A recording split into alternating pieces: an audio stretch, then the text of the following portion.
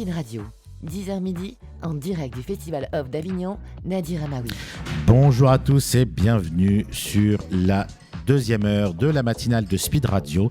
Et je suis avec Louisa Deck qui vient nous parler de deux spectacles de la compagnie du théâtre Les Pieds Nus, pardon, j'allais dire la compagnie. Non, c'est pas une compagnie, enfin si, on peut dire que c'est une compagnie.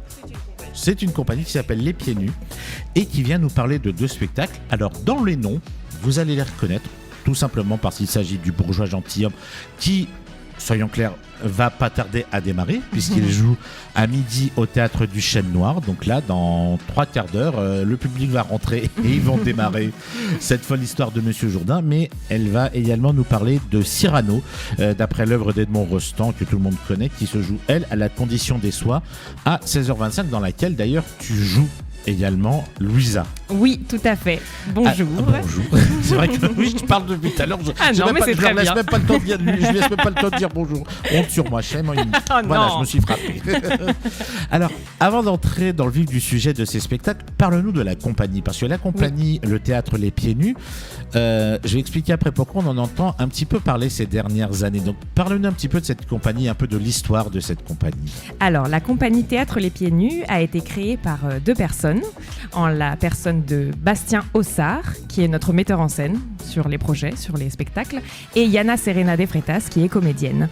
Et les deux gèrent cette compagnie, qui s'inspire en fait qui a beaucoup d'influence de par le théâtre baroque, qui était comme il était joué au XVIIe siècle. Yana et Bastien sont 2 maîtres du baroque aujourd'hui. Et aussi qui s'inspire beaucoup des théâtres orientaux, donc le Grand Opéra de Chine, le Kathakali en Inde, le Buto au Japon, toutes ces sortes de théâtres qu'on voit partout pour créer un théâtre assez physique, très visuel, surtout dépoussiéré de tout décor, mais tout est porté par les comédiens, par leurs costumes, par leur maquillage, c'est très très visuel.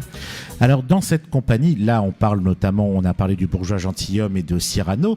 Est-ce que cette compagnie est plus adepte du théâtre classique, tel que Molière ou Edmond Rostand, ou peut-elle être aussi intéressée par un style de théâtre un tout petit peu plus contemporain, mais en restant dans le classique? Je pensais par exemple à quelque chose comme le Huis clos de Jean-Paul Sartre ou des choses comme ça qui pourraient éventuellement venir un jour interprétées par la compagnie. Ou est-elle vraiment proche des classiques comme Molière ou Edmond Rostand? Alors c'est vrai que la compagnie est très très proche des classiques. On aime beaucoup les classiques parce qu'en fait on se rend compte aujourd'hui qu'ils sont toujours au goût du jour et qu'ils parlent toujours de thématiques qui sont complètement actuelles et qui permettent en fait, c'est des œuvres, là en l'occurrence écrites par Molière, Edmond Rostand, donc c'est des œuvres françaises, mais qui en fait sont toujours au goût du jour dans ce qu'ils disent, ce qu'ils portent comme valeur.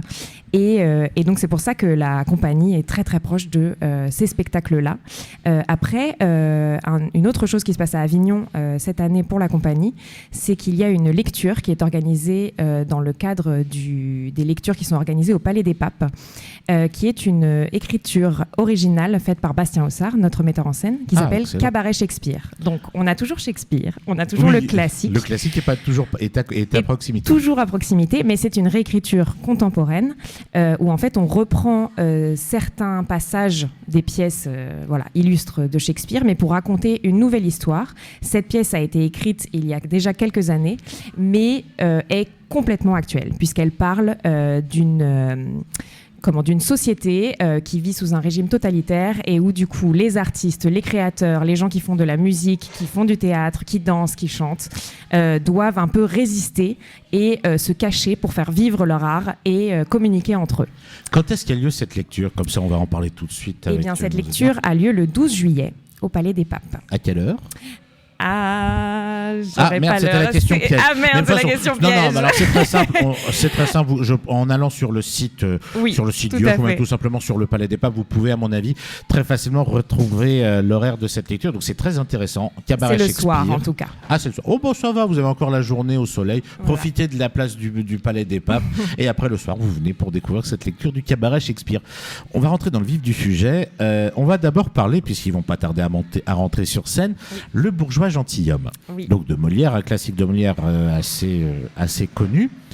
Est-ce que c'est une création pour cette année ou est-ce que cette version-là a déjà été jouée avant de venir à Avignon ? Alors, c'est une création de cette année. Elle a été déjà jouée au Mois Molière à Paris. Donc, c'est un festival qui est organisé par la ville de Versailles. Donc, on joue dans les grandes écuries. Donc, c'est magnifique. Voilà, donc ils ont déjà joué 2 fois. Mais vraiment, là, le vrai démarrage est ce festival d'Avignon, où ils le jouent donc au Chêne Noir tous les jours à midi, sauf les lundis, dans la grande salle du Chêne Noir qui est magnifique. Voilà. Sans se concerter, hop, le même mot. Alors, donc, à Avignon, on sait très bien qu'il y a beaucoup de classiques qui viennent. Quelle est la particularité, on parlera après de Cyrano, mais quelle est la particularité de ce bourgeois gentilhomme qui fait qu'il se diffère des autres spectacles de Molière ou des autres bourgeois gentilshommes que l'on peut éventuellement voir pendant ce festival? Alors, ce bourgeois gentilhomme revient un peu à l'origine de pourquoi il a été créé et pourquoi il a été commandité. L'on sait, il a été commandité à Lully pour faire un opéra-ballet. Et donc, en fait, on revient un peu, c'est un peu l'ancêtre de la comédie musicale.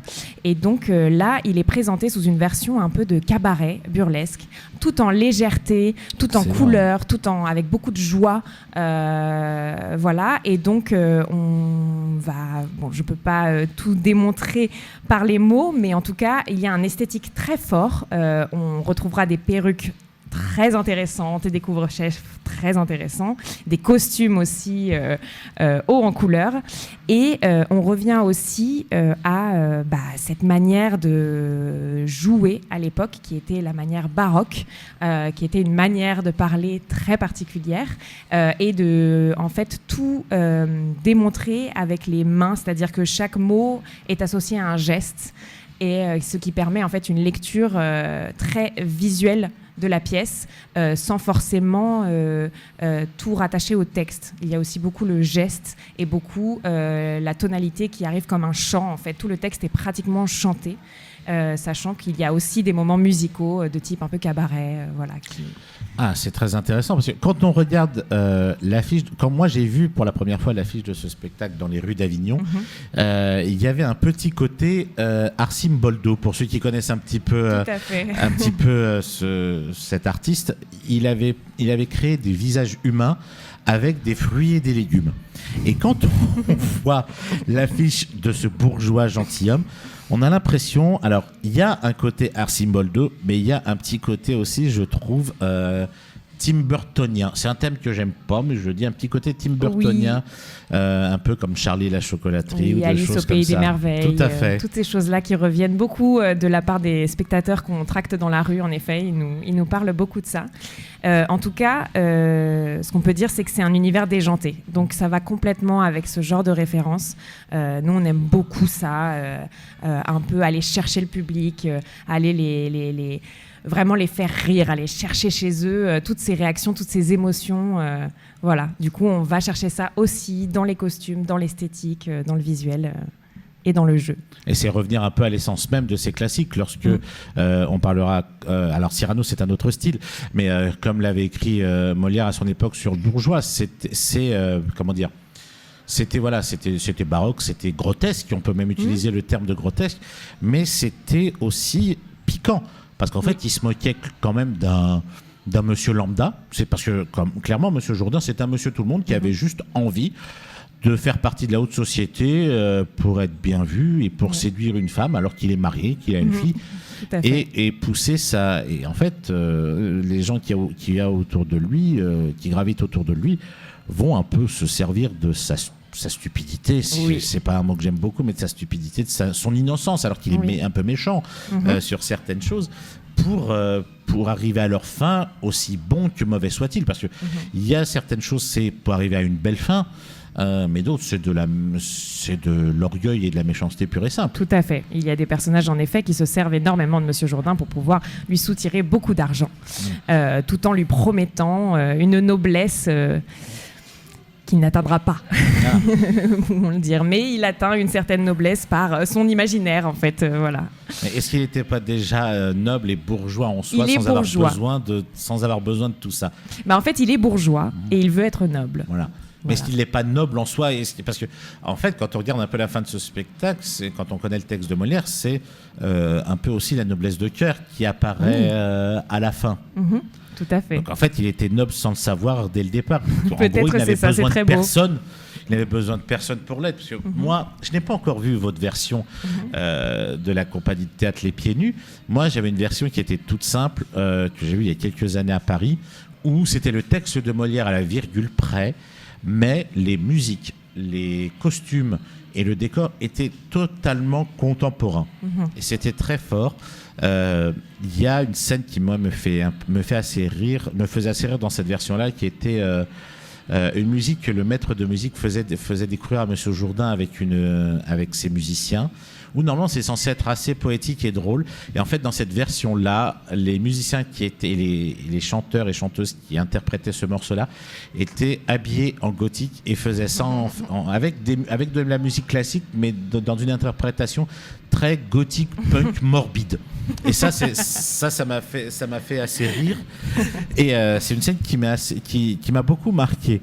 Donc ça, j'ai hâte de voir cette version du Bourgeois gentilhomme, parce qu'on en voit des paquets de versions. Mais C'est vrai. J'espère que cette version-là, comme pour Cyrano, dont on va parler maintenant, arrivera très bientôt à Paris, j'espère, et que ce sera possible de la faire découvrir au plus grand nombre. Nous l'espérons aussi. Parce Tout à que fait. ça permet, petite transition, de venir sur le second spectacle de cette compagnie, qui est la compagnie de théâtre Les Pieds Nus, qui est Cyrano. Alors, pour ceux qui sont... sans expliquer pourquoi, Cyrano, c'est la deuxième année que vous venez à Avignon avec, ou c'est la deuxième année, oui, Voilà. tout à fait. On était là l'année dernière au Chêne Noir. Encore une fois. Voilà. Et on revient à la Condition des soies. Voilà. Donc attention, c'est le même spectacle, mais c'est pas au même lieu. Mais pour ceux qui sont de Paris ou qui étaient à Avignon l'année dernière, ce spectacle-là est une version de Cyrano des plus marquantes. Pourquoi ? Parce que déjà, on revient sur les bases du théâtre de l'époque, du théâtre de Molière, du théâtre de rue, du côté saltimbanque. Parce que moi, je vais vous expliquer un peu mon ressenti face à ce spectacle que j'ai découvert à Paris en 2019 au théâtre du Funambule Montmartre. Et j'ai été subjugué par cette version parce que tout simplement, tout Cyrano est joué par 3 comédiennes portant des masques comme il pouvait y avoir à l'époque de Molière quand il jouait son Malade imaginaire, son Bourgeois gentilhomme. Et c'était éclairé, on peut le dire, oui, c'est éclairé à la bougie. Comme quand les comédiens jouaient sur les tréteaux le soir à l'époque justement du théâtre ambulant de Molière, et j'ai été subjugué non seulement par cette mise en scène et par l'interprétation de ces 3 comédiennes. Et ces 3 comédiennes, tu en fais partie, Louisa, mais il y a Yana Serena de Freitas et Mathilde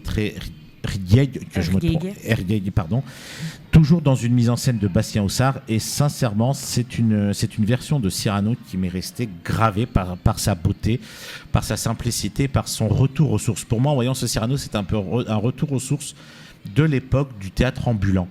Et vraiment, j'ai pas eu l'occasion de le dire quand j'étais venu vous voir à Paris, et j'ai pas pu venir à Avignon le dernier, mais je tenais à vous dire un grand bravo, parce que cette version-là est absolument sublime, parce que voilà, on retrouve, même avec des choses un petit peu actuelles, on retrouve vraiment les codes du théâtre classique de base, qui donnait vraiment ses lettres de noblesse au théâtre classique. Oui, tout à fait. Voilà. Merci beaucoup. Ça nous touche énormément. Non.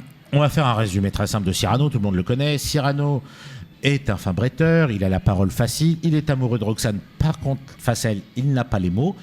Elle est amoureuse de Christian, qui lui n'a pas les mots pour dire son amour à Roxane, donc Cyrano va prêter ses mots à Christian pour qu'il dise son amour à Roxane. Mais il y a un duc qui est très amoureux de Roxane, mais que Roxane n'aime pas. Il y a une guerre qu'il y a en ce moment, il y a un pâtissier, il y a un meilleur ami, il y a des bons mots, il y a surtout aussi ce qui fait que Cyrano a un peu honte d'avouer son amour à Roxane, ce fameux nez d'où vient cette fameuse tirade qui est absolument magnifique. On connaît beaucoup Cyrano justement par les 1001 versions que l'on a vues au théâtre, comme au cinéma, comme même à la télévision. moi, au théâtre, j'ai en tête la version qu'on avait faite qui était une très belle version, la version avec Jean-Paul Belmondo, la version avec Jacques Weber. On peut parler également plus récemment de celle de la Comédie Française avec Michel Villermoz, qui était absolument sublime. Dans une manière un peu décalée, il y avait aussi celle qui avait fait Philippe Torreton également. Mais c'est un petit peu spécial parce que là, c'était Cyrano, mais on avait l'impression d'être aussi dans Vol au-dessus d'un nid de coucou parce que ça se passait. C'était un site qui faisait un peu. En fait, le cadre était un peu comme un hôpital psychiatrique. Mais c'était le texte de Cyrano à la virgule près, donc c'était assez spécial. Donc ça fait quand même plusieurs années que ce Cyrano-là existe. Donc ici, il est à la Condition des Soirs tous les jours sauf les lundis à 16h25. Qu'est-ce qui vous a donné envie, après toutes ces années d'existence, de revenir à Avignon avec ce spectacle ? Est-ce que c'était l'engouement du public avignonnais de l'année dernière ou tout simplement parce que on vous a dit votre spectacle est magnifique, revenez tout simplement ? Alors, je pense qu'en effet, c'est deux raisons qui sont complètement valables. En effet, on a eu un très beau succès l'année dernière. Le public était vraiment au rendez-vous et on a eu des super retours. Et toute l'année, on est parti en tournée aussi, c'était super. On nous a dit que ce spectacle était magnifique. On a été le jouer en fait à Monaco au Théâtre des Muses, qui était le théâtre d'Antea Sogno, qui aussi dirige la Condition des Soirs et qui du coup nous a proposé de revenir cette année.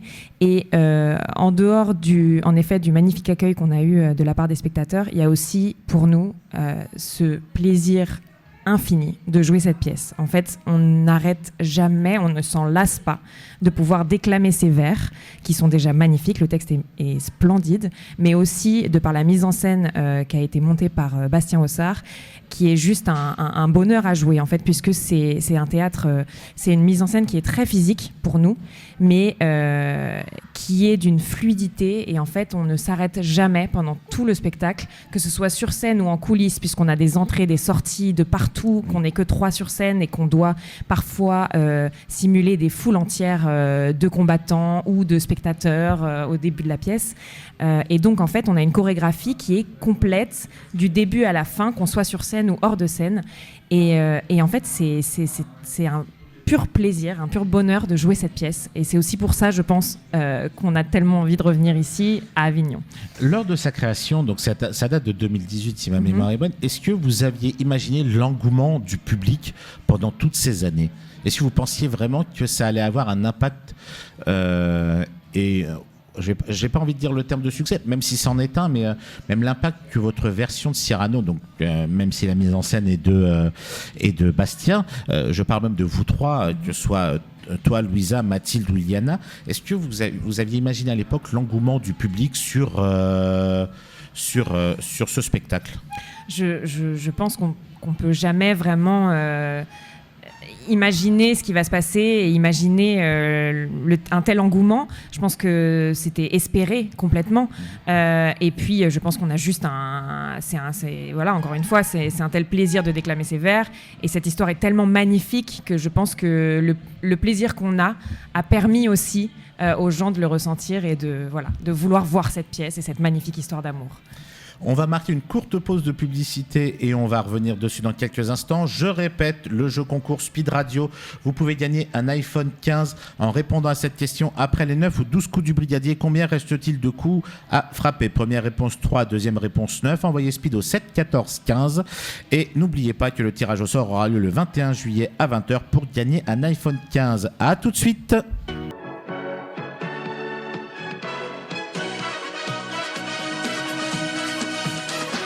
Speed Radio, 10h midi, en direct du Festival Off d'Avignon, Nadir Amaoui. Et nous sommes de retour sur la matinale de Speed Radio, toujours accompagné de Louisa Deck de la compagnie de théâtre Les Pieds Nus. Et nous a rejoint entre-temps Hervé Estebetegui. Hervé, bonjour. Bonjour.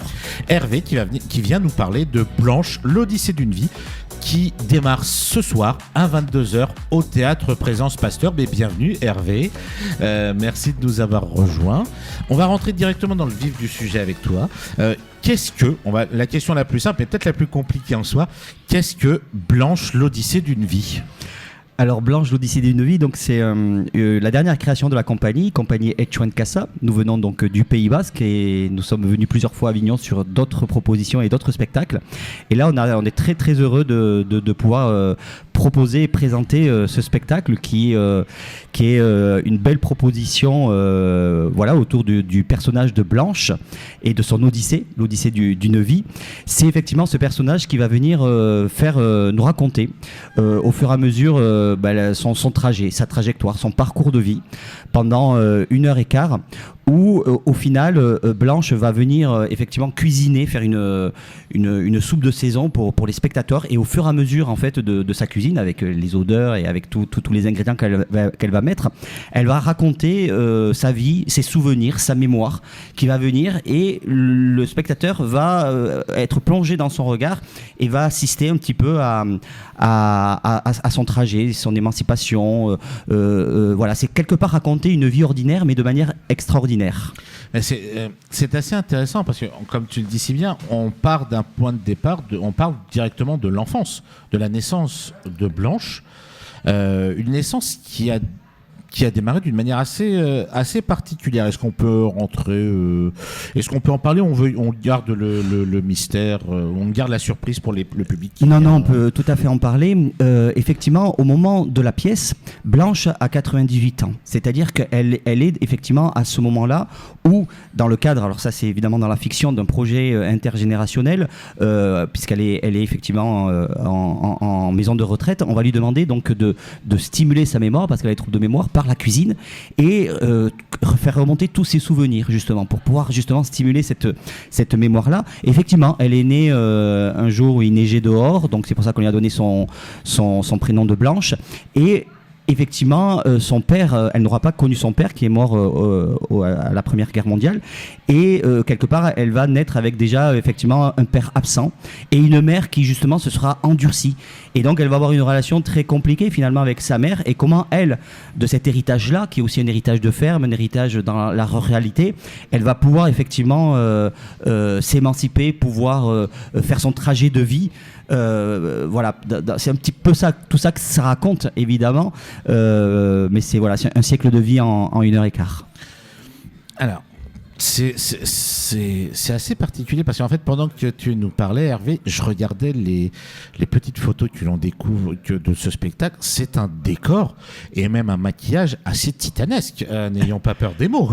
C'est tout à fait ça. C'est pour ça que nous jouons à 22h. Alors, c'est un spectacle effectivement qui est très joyeux, qui est très festif et qui se prête bien justement pour finir une belle journée de théâtre à Avignon. Et alors, la particularité, et c'est ça aussi qui complique un petit peu la technique, c'est que c'est un spectacle qui est en bifrontal. Voilà, c'est-à-dire qu'il y a une grande table en chêne de 8 mètres de long, avec au fond une armoire et au fond Blanche, le personnage qui cuisine, et les spectateurs sont de part et d'autre de la table, comme s'ils étaient invités aussi à ce grand banquet, à ce grand repas de Blanche. Et effectivement, il y a effectivement du décor, il y a de la musique en direct, et les maquillages. Alors évidemment, il faut évidemment en parler. C'est-à-dire que Blanche, elle fait ressurgir tous les fantômes de sa vie, tous les fantômes que l'on peut nous tous avoir sur plusieurs générations derrière. Alors les personnages principaux qui ont égrené sa vie, sa mère Louise, sa tante Sadia, son frère Gabriel, son mari Constant, tous ces personnages-là. Et elle va les voir en fait dans les yeux. C'est-à-dire qu'entre la réalité et finalement un choc qu'elle aura eu, et c'est pour ça qu'il y a une référence qui est importante dans le spectacle, un choc qu'elle aura eu dans les années 80 quand à Paris elle aura découvert le spectacle de Maybe de Maggie Marin. Elle aura vu effectivement tous ces personnages complètement argilés autour effectivement de la parole de Beckett, et elle en fait dans ses souvenirs, ces fantômes, elle va les voir réapparaître comme ce choc de théâtre, de danse qu'elle aura eu dans les années 80, et qui fait que tous ces fantômes-là, tous ces personnages de la vie qui sont joués par d'autres comédiens auront effectivement cette posture poétique quelque part de personnages argilés qui vont représenter aussi les fantômes de sa vie. Ces fantômes qui gravitent autour d'elle, est-ce qu'on peut pas dire, quand on voit un petit peu, parce que j'ai regardé un tout petit peu, vu que vous n'avez pas encore démarré le spectacle, j'ai regardé un petit peu la bande-annonce du spectacle, et quand on regarde même les photos, est-ce qu'à certains moments ils ne sont pas plus vivants que Blanche elle-même ? Bien sûr. Alors Blanche est très vivante, hein, justement. Elle est dans une force de vie incroyable, hein, et ça c'est vraiment extrêmement agréable à voir parce qu'elle est toujours effectivement dans le rebond avec ses problèmes aussi de mémoire pour le coup qui amènent beaucoup d'humour, de comique aussi à la pièce. Mais effectivement, ils sont. C'est Garcia Lorca qui disait rien n'est plus vivant qu'un souvenir, et quelque part effectivement ces souvenirs sont très vivants. Voilà. Et à chaque fois, on se remet dans ces situations et dans tous ces souvenirs qui sont dans le désordre. Alors le spectateur va pouvoir reconstituer le puzzle quand même au fur et à mesure, on n'est pas dans l'ordre chronologique. Oui, bien sûr. Et donc elle va traverser tous les âges et on va passer du présent au passé tout le temps, et donc elle va avoir tous les âges dans la pièce, effectivement. Il y a ce démarrage où elle a 98 ans, mais après elle va être petite, on va la voir cachée dans la grange en train d'apprendre à fumer des cigarettes avec son ami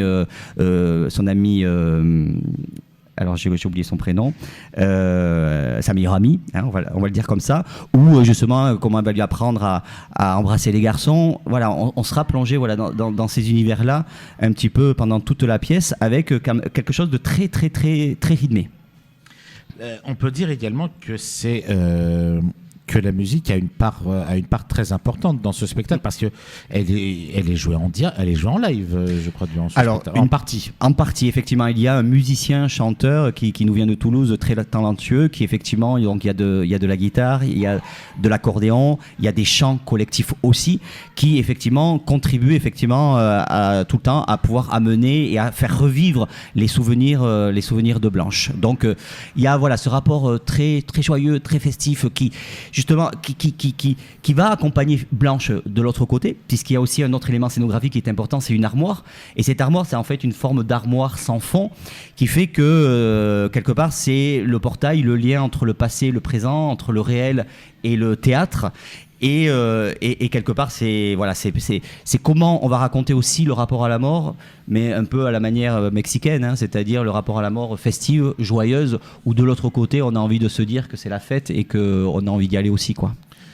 Alors, ce spectacle, c'est la première fois qu'il vient à Avignon, mais vous avez fait, avant de venir à Avignon, quelques représentations, si j'ai bien entendu. C'est tout à fait ça. Ce dont on a parlé hors antenne.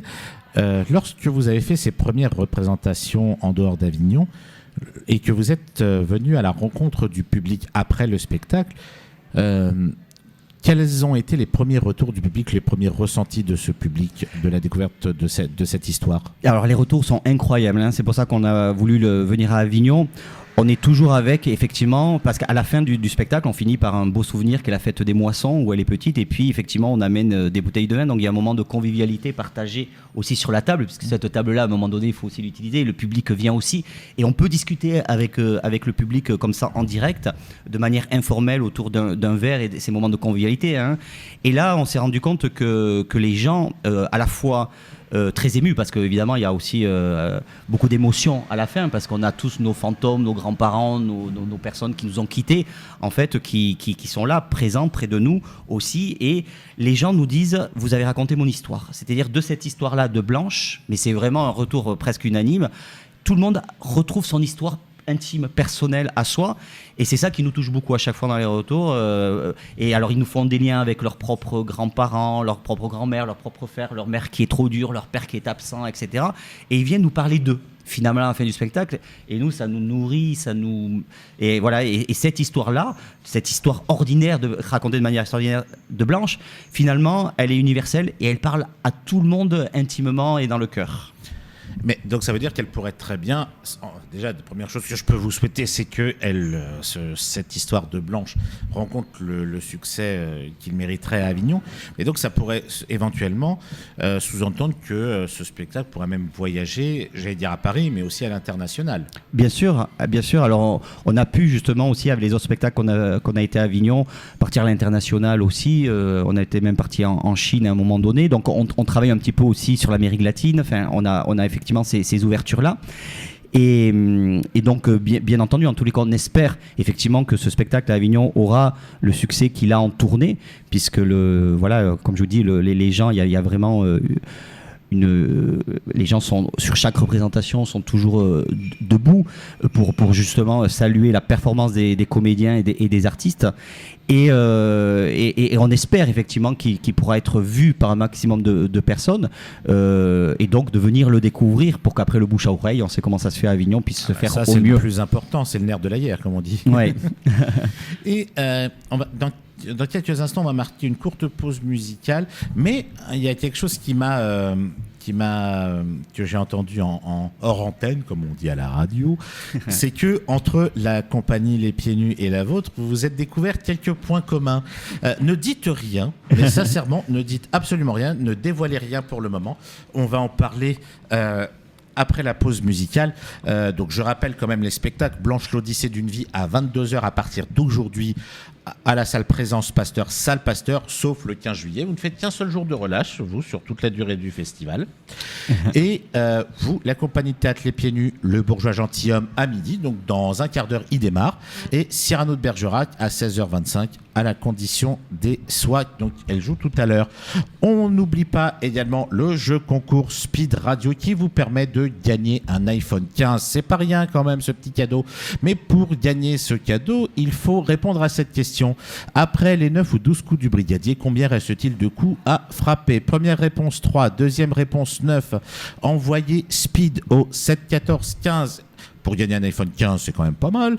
Et n'oubliez pas aussi que le tirage au sort aura lieu le 21 juillet à 20h. On marque une courte pause et on revient avec nos invités. À tout de suite.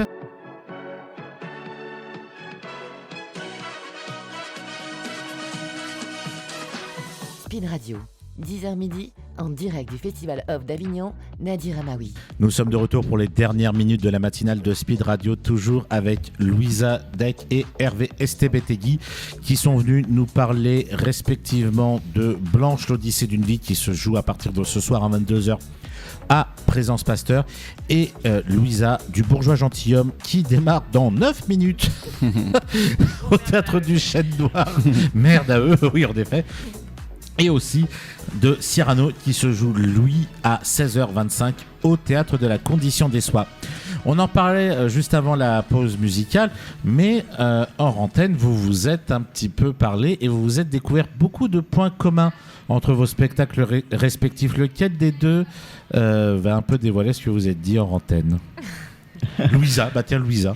Très bien. Qui n'a pas parlé depuis 10 minutes, la pauvre, Louisa va reparler. Bah oui, tout à fait. On s'est rendu compte de pas mal de choses.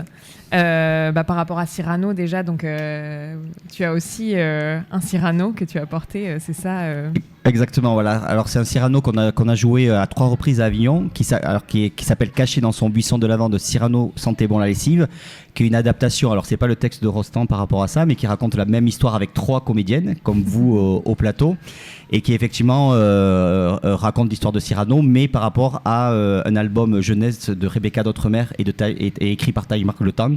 Et on est venu pour la première fois en 2014 ici à Avignon, et depuis c'est un spectacle qui tourne. On a fait plus de 600 représentations un peu partout en France. On a été aussi à l'international, et pour le coup voilà, on sait que de toute façon Cyrano aussi, cette histoire là est porteuse pour tout le monde, et donc je suis très curieux de découvrir le vôtre avec les 3 comédiennes aussi, parce que c'est chouette aussi d'avoir qu'une équipe féminine sur une pièce d'homme. Oui, tout à fait. C'est ça pour le coup. On se disait l'année dernière, on s'était pas rendu compte de ça avant, à quel point on était chanceuse en fait, parce que c'est rare d'être une femme et de pouvoir jouer Cyrano. Et je pense que c'est c'est le rêve de beaucoup de comédiennes de pouvoir jouer Cyrano, parce que c'est un texte incroyable.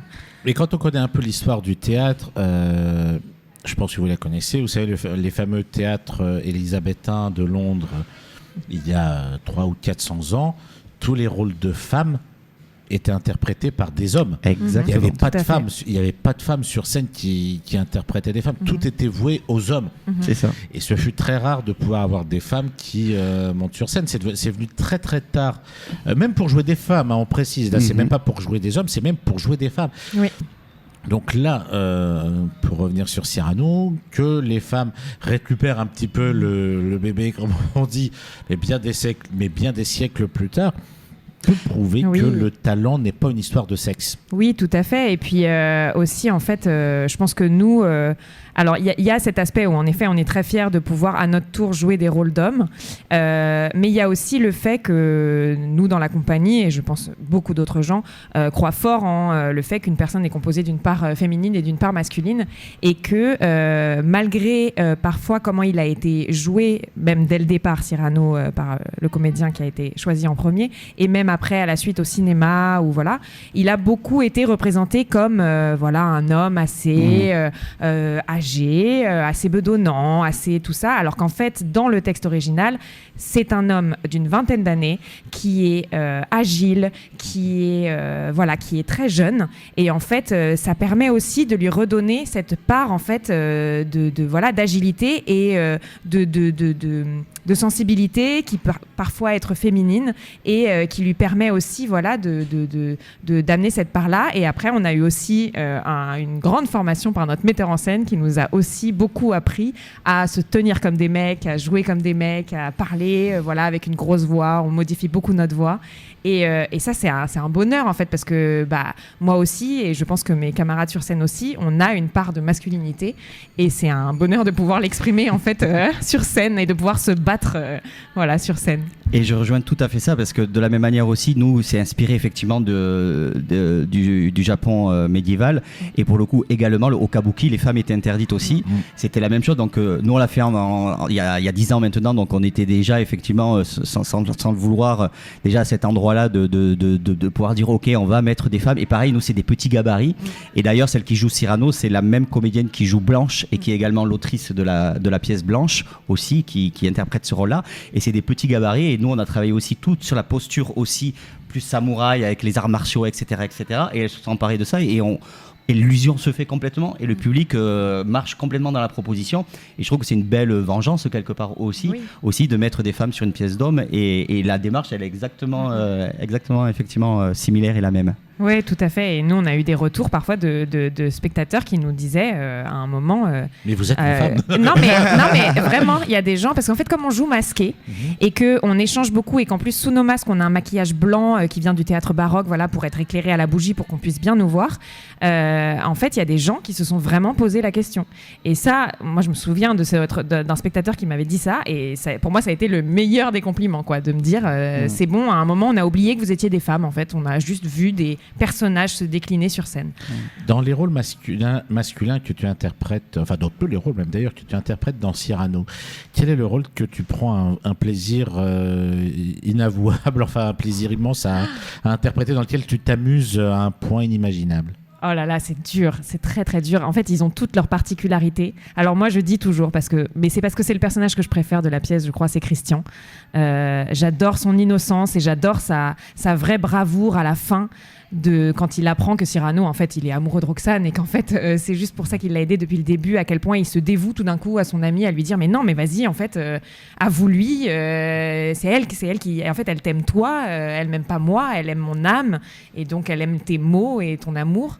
Et donc lui, c'est un personnage que je prends un plaisir fou à jouer, cette espèce de mec un peu, à la D'Artagnan, un peu, qui se la pète un peu, mais qu'en même temps, qui sait pas aligner 3 mots dès qu'il doit parler à une fille. C'est un personnage que j'adore. Cyrano, c'est un bonheur absolu à jouer, mais alors, c'est une certaine pression. mais voilà, c'est des vers qui coulent. C'est tellement facile d'apprendre un texte comme ça, parce qu'en fait, c'est une chanson, ça coule tout seul. Et puis, il y a De Guiche. De Guiche, on le joue d'une manière assez drôle, assez comique, assez bouffonnesque. Mais il a ce côté méchant comme ça, de quelqu'un qui a du pouvoir, qui a de l'argent. Mais alors, qu'est-ce que c'est un bonheur dès que je rentre sur scène et que je vois la tête des gens et que je les fais rire, ça me procure un bonheur énorme. Est-ce que tu peux nous dire... à la manière, cette version, une phrase du personnage de Guiche, puisque ça t'amuse de jouer un truc. Alors De Guiche, on lui a trouvé une petite particularité, un petit tic quand il joue. Il fait beaucoup des naha.